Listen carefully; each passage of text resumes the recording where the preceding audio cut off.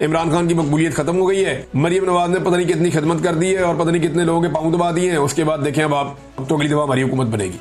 वो एक perception building करना चाह रहे हैं इमरान खान साहब, शायद उसको अवॉइड करना चाह रहे हैं कि होना तो वही है जो एस्टेब्लिशमेंट ने फैसला कर लेना, लिहाजा इसको रोका जाए।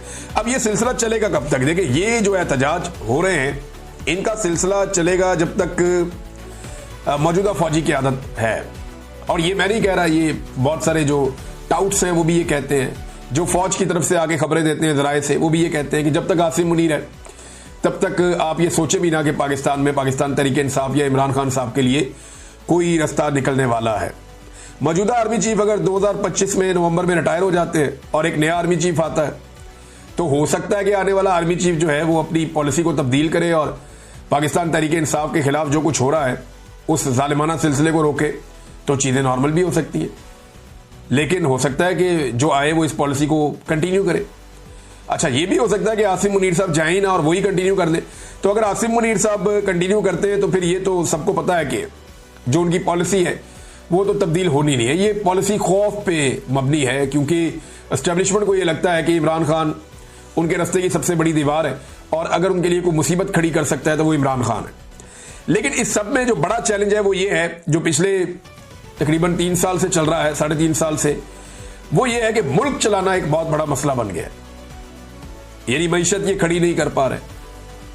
मईशत की हालत आपके सामने, ज़र मुबादला के ज़खायर आपके सामने, सारा लोगों का पैसा दूसरे मुल्कों का हमने लाकर जमा किया हुआ है अपने खजाने में। पाकिस्तान का अपना उसके अंदर कोई कंट्रीब्यूशन नहीं है। अगर ये मुल्क अपना पैसा वापस ले जिस पे आप बहुत भारी कर्जा उसके ऊपर सूद देते हैं, अगर वो पैसा वापस लें तो आप तनख्वाहें भी अदा नहीं कर सकते। खुदा न खास्ता ये सूरत हाल पाकिस्तान की बनी हुई है।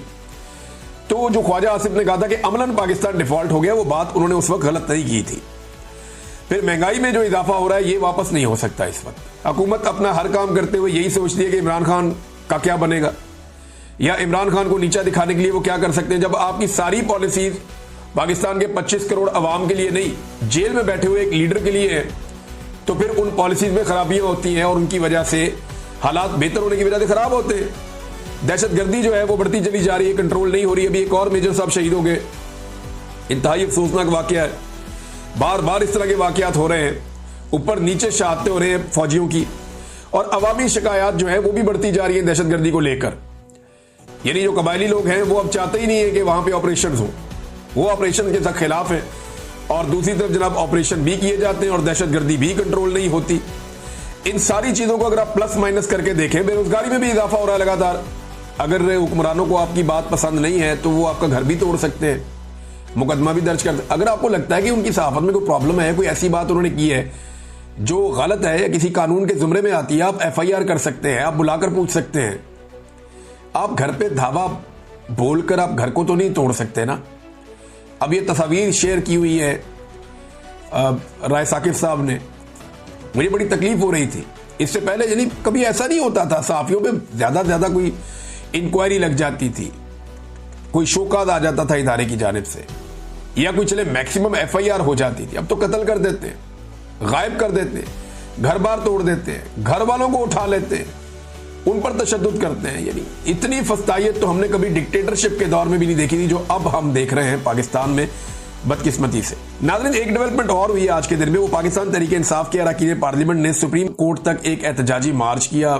इनके हाथों में जो है वो इन्होंने प्ले कार्ड उठाए हुए थे और उस पर इमरान खान के हक में नारे लगा रहे थे और साथ जो ज्यादती और जुल्म हो रहा है पाकिस्तान में उसके खिलाफ आवाज उठा रहे थे।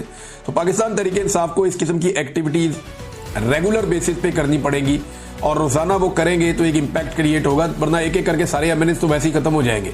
ये 9 मई के केसेस में, 26 नवंबर के केसेस में एक एक करके सबको सजा देंगे, इलेक्शन कमीशन नायल करेगा और सब पे आके PMLN के लोग बैठ जाएंगे। बज़ाहिर जो दिखाई दे रहा है वो ऐसे ही है। मुस्तफा नवाज खोखर साहब, जिनका पाकिस्तान तरीके इंसाफ से कोई ताल्लुक नहीं है, लेकिन उन्होंने भी एक चीज का एतराफ किया, उन्होंने स्टेटमेंट दिया, इसमें कोई शक नहीं कि इमरान खान इस मुल्क का पॉपुलर तरीन लीडर है। अगर कल इलेक्शन हो जाए तो 8 फरवरी से ज्यादा वोट उन्हें मिलेंगे और हो सकता है कि इस दफा उन्हें 3/4 अक्सरियत भी मिल जाए, 2/3 तो दूर की बात है। यानी हर 4 में से 3 लोग उन्हें वोट डाल दें। इतना ताकतवर इमरान खान साहब हो चुका है। और ये वो लोग कह रहे हैं जो इमरान खान की पार्टी में नहीं है। यानी अगर आप कह सकते हैं कोई न्यूट्रल बात करता है तो उनमें एक आदमी मुस्तफ़ा नवाज खोखर भी है।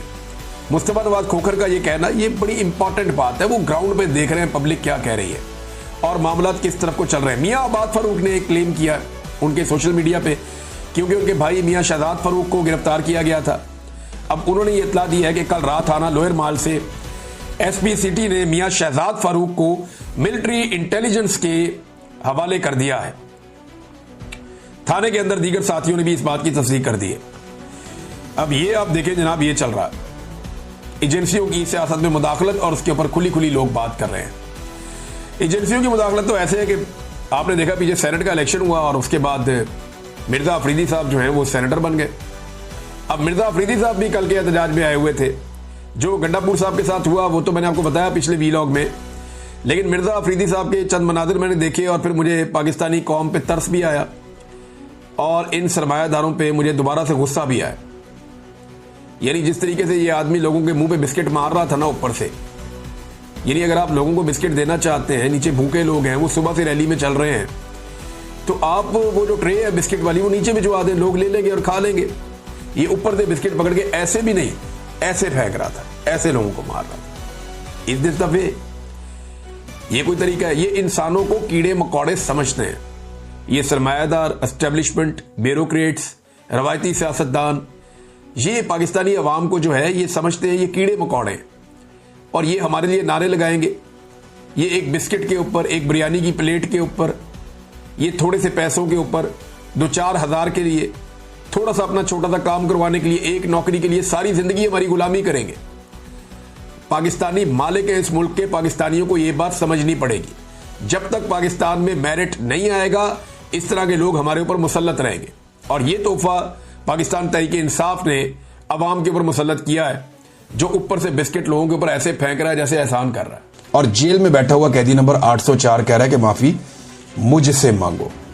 इमरान खान साहब का जो ये ट्वीट है ना, ये बड़ा खौफनाक है। पहले ट्वीट में आपको पढ़ के सुनाता हूं, आप जरा आपको आइडिया हो जाए कि मामला की इंटेंसिटी कहां पे है।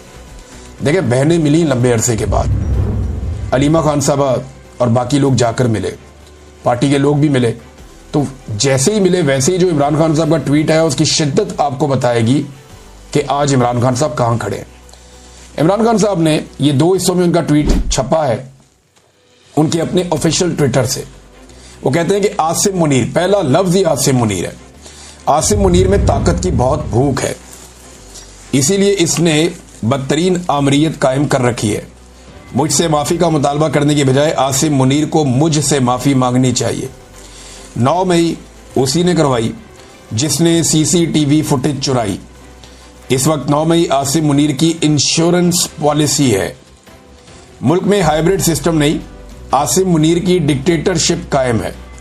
इसीलिए ट्रंप ने शहबाज शरीफ की बजाय आसिम मुनीर को बुलाया है। फस्तायत और जबर में तमाम हुदूद पार करते हुए मेरे खानदान के गैर सियासी लोगों को मुसलसल निशाना बनाया जा रहा है। 3 माह में मेरी महज 3 मुलाकातें करवाई गई हैं।